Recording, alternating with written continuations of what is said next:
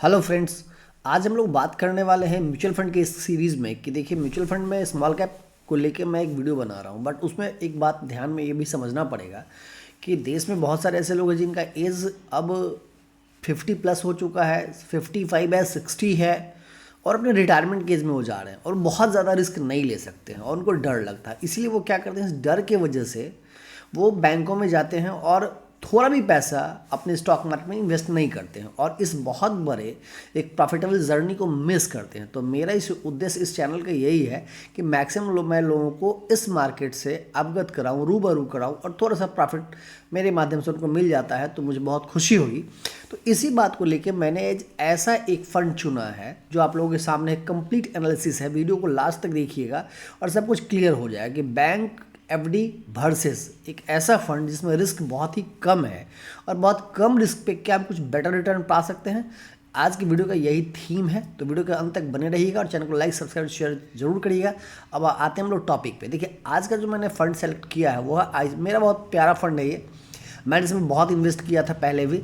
वो है ICICI prudential का ब्लू चिप फंड। ठीक है, इस फंड को मैंने क्यों चुना है और इसका टोटल कंप्लीट एनालिसिस आपके सामने होगा और ये आपको वीडियो के अंदर में पता चल जाएगा कि फंड चुनने का वजह क्या है। आप सब कुछ देख लेंगे। देखिए सबसे बड़ी बात है कि ये फंड जो है, सबसे बड़ी बात ये लार्ज कैप फंड है। इसमें जो पैसा लगता है देश के उन टॉप 100 कंपनियों में पैसा लगता है जहां आप समझ सकते हैं जो लार्ज कैप है। तो लार्ज कैप का स्टोरी ये होता है दोस्तों कि मार्केट में बहुत बड़ी गिरावट आने के बाद भी उसमें बहुत बड़ा डेंट नहीं लगता है। ऐसा नहीं वो 70% क्रैश कर जाएगा, तब तो हिंदुस्तान ही क्रैश कर जाएगा। ठीक है, तो इस चीज़ को देखने के लिए हम लोगों को नीचे जाना पड़ेगा। देखिए इसका मैक्सिमम जो चार्ट हम लोग देखेंगे तो देखिए ये 2013 में से ये फंड स्टार्ट हुआ और आपको जैसा कि पता है कि कोई भी फंड इसका सिंस इंसेप्शन कब है, हाँ ये देख लीजिए, ये जो मैक्सिमम है आया था 2014, नहीं ये जो है अभी इसका NAV है 110 रुपये। ठीक, और जब से इंसेप्शन से जब से मैंने स्टार्ट हुआ है तब से इसने रिटर्न दिया है लगभग 15.89% का या 16% का, कितना का है देख लें हम लोग, 15.85 का। ठीक है, ये जो स्कीम है 12 साल पुरानी है, 12 साल टेस्टेड है, मतलब एकदम कंप्लीट है। एक बात कि टेस्टेड है, इसने मार्केट के उतार चढ़ाव को देखा है, झेला है और इसमें जो फंड है वो लगभग 63,000 करोड़ रुपए का है।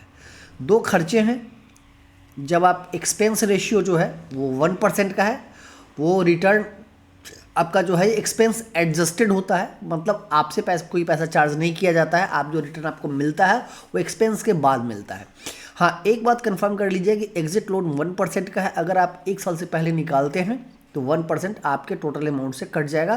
तो ये प्रॉफिट से नहीं, टोटल अमाउंट से, इस बात को समझना है।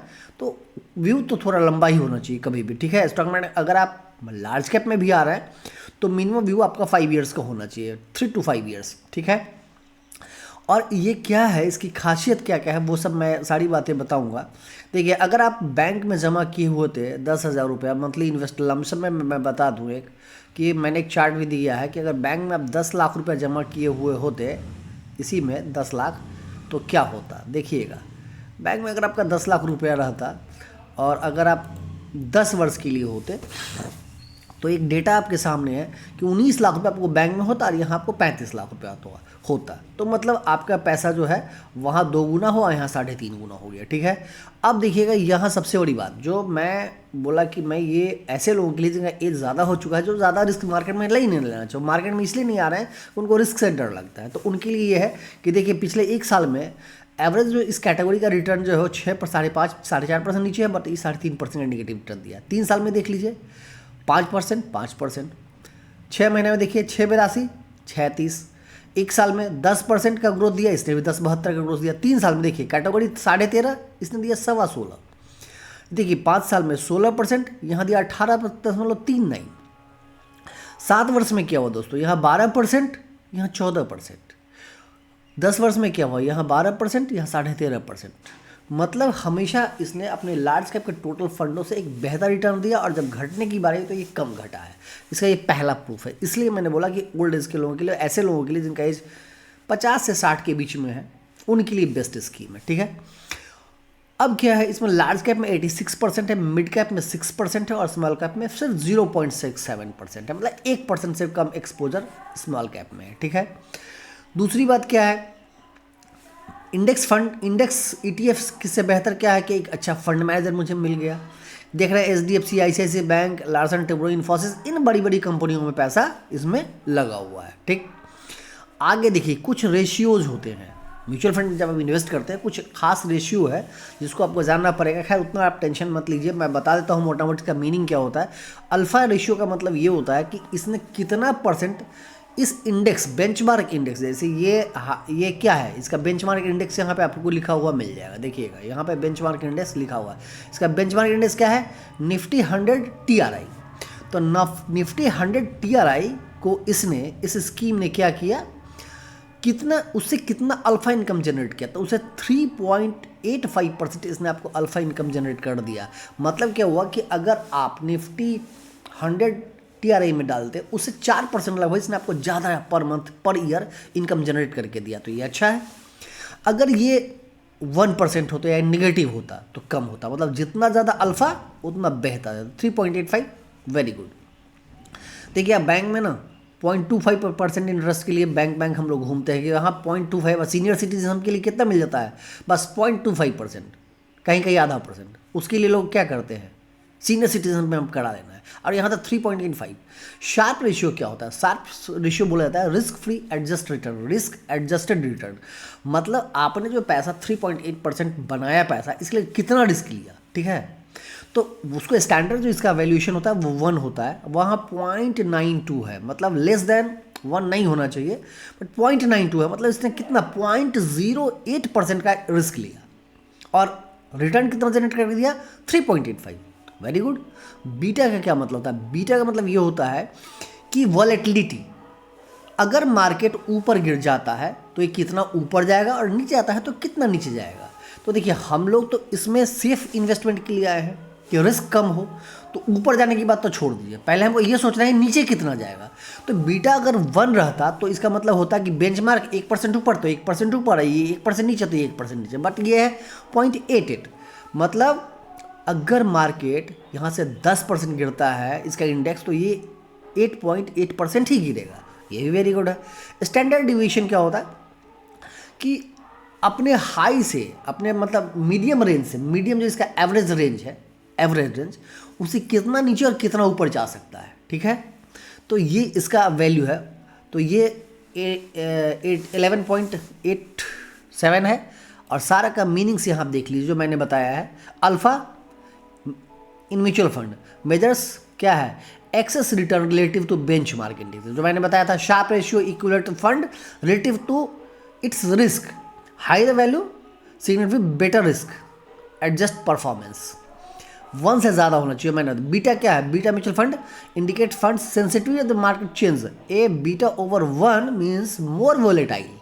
बीटा आपने देखा है 1 से नीचे है, very good. Standard deviation, standard deviation measures volatility the fund return, the higher value is riskier than investment, तो वो भी ठीक है। तो यहाँ आप देख रहे हैं, तो इट्स ऑल अबाउट, ये स्कीम बहुत बेहतर है। अब इसी में हम एक चीज़, इसका एक ग्राफ देखिएगा तो समझ में आएगा, थोड़ा वीडियो तो लंबा हो जाएगा दोस्तों। अब यहाँ ग्राफ देख रहे हैं, बिल्कुल ये नीचे वाला जो पीला लाइन है ये इंडेक्स का ग्राफ है और ये इसका है।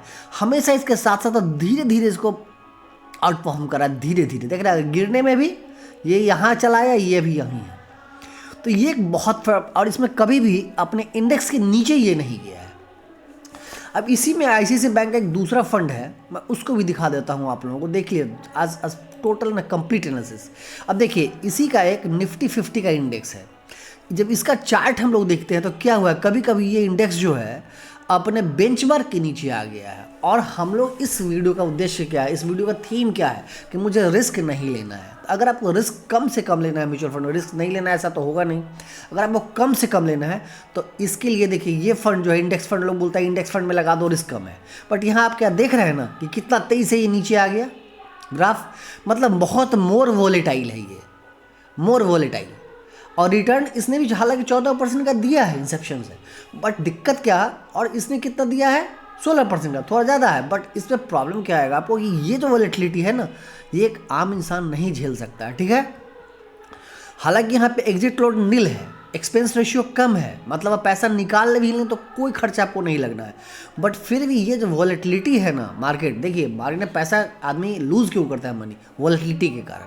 तो इस वॉलेटिलिटी को यहाँ झेलने से बेहतर, जैसे यहाँ पे देख रहे हैं 1 मंथ में कैटेगरी ने 4% निगेटिव 5% गया, ये 9% नीचे गिर गया। आप डर जाएंगे, आप निकल जाएंगे, ठीक है। और इसलिए मैंने इस स्कीम का आप लोगों के सामने आज रखा है। अल्फ़ा 1.98% है, मतलब क्या हुआ, वहाँ अल्फ़ा क्या था 3.87, double. Sharpe ratio less than 1 होना चाहिए, पॉइंट कितना था वहाँ 92, यहाँ क्या है 0.65, मतलब ज़्यादा रिस्क लिया गया है, और ज़्यादा रिस्क लिया गया शार्प रेशियो, तो इसलिए वहाँ देख रहे हैं कि ज़्यादा डिप मार रहा है। स्टैंडर्ड डिविएशन भी ज़्यादा है, वहाँ 11 था, यहाँ 18 है, मतलब ऊपर नीचे वॉलेटिलिटी ज़्यादा दिखेगा। तो ये चीज़ सारा डिटेल्स था। अब एक चीज़ मैंने आप लोगों को बता दूं कि अगर बैंक में, मैं ICICI बैंक का मैंने चार्ट खोला और मैंने यहाँ दिखाया कि 10 लाख रुपए अगर आप इन्वेस्ट कर देते और 10 वर्ष के लिए आप कर देते, तो आपका पैसा जो है दोस्तों 10 ईयर्स के लिए कितना होता है, 10 लाख रुपए में इफेक्टिव यील्ड आपको 9.81% का मिलता है, इंटरेस्ट 6.9% का, और आपका पैसा डबल नहीं होता, लगभग 19,82,000 रुपया होता है, 19,82,000 लगभग डबल मान सकते हैं। अब वहीं पे हम लोग क्या करेंगे, एक यहाँ पे निकालने वाले हैं कि यहाँ अगर हम लोग 1 टाइम कर दें तो क्या होगा, ठीक है। ये कहीं चला गया है, हमने तो निकाल के रखा था दोस्तों, ये कहाँ गया, हाँ है ना। अब देखिए यहाँ पे अगर हम 10 लाख रुपया डालते हैं, 10 लाख रुपया इस म्यूचुअल फंड में, और जो एक एवरेज रिटर्न जो इसका है, देखिए हालांकि लास्ट 5 ईयर्स का रिटर्न आप देखेंगे इसका तो 20% है। ऐसा पोटेंशियल ब्लू चिप का हम लोग लास्ट 5 ईयर्स का रिटर्न जो है वो 20% के आसपास है, बट हम लोग अभी उसको नहीं लेते हैं, ठीक है। और लास्ट 5 ईयर्स का रिटर्न यहाँ देखिए, लास्ट 5 ईयर्स का दिस फंड का रिटर्न कितना है 18.39, बट जो एक एवरेज रिटर्न दिया ना, हम लोग उसी को कैलकुलेट करते हैं, और उसको हम लोग अगर यहाँ पे कैलकुलेट करते हैं तो देखिए कि ये 10 लाख रुपया अगर आप 10 वर्ष के लिए जमा कर देते हैं, यहाँ 9 नहीं 10 वर्ष के लिए, और ये जो 15.8 ही हम कर देते हैं, तो ये पैसा आपका हो जाएगा 43 लाख। अब समझने वाली बात है कि आपका एज ज़्यादा है, आप ज़्यादा रिस्क नहीं लेना चाहते, आपको म्यूचुअल फंड आप स्मॉल कैप मिड कैप आपको नहीं जाना है, आप मत जाइए, आप इसमें इन्वेस्ट कर दिए। दूसरा, अगर आपके पास मान लीजिए कि 10 लाख रुपया, आप 10 लाख रुपये इन्वेस्ट करना है, तो आप इसको ऐसे भी कर सकते हैं कि आपको मार्केट से डर लगता है, तो अभी आप इस क्वांटिटी पर, ये आपका पर्सनल व्यू होगा दोस्तों, मैंने सिर्फ मैं आपको एग्जांपल समझा रहा हूँ क्या क्या कर सकते हैं। क्या आप, हमने 5 लाख रुपये इन्वेस्ट किया, अब 5 लाख कर दिया, ठीक है, और किसी कारण से मार्केट से 10% और डिप मार दिया, 10% और डिप मार दिया, फिर वहाँ पे हम 5 लाख रुपए लगा देंगे और आराम से हम वेट करेंगे दोस्तों, पैसा अच्छा बनेगा। दोस्तों अगर मेरा प्रयास अच्छा लगे तो वीडियो को लाइक सब्सक्राइब शेयर जरूर करिएगा और मेरा मनोबल बढ़ाइएगा, और मिलते हैं फिर अगली वीडियो में। तब तक के लिए थैंक यू वेरी मच।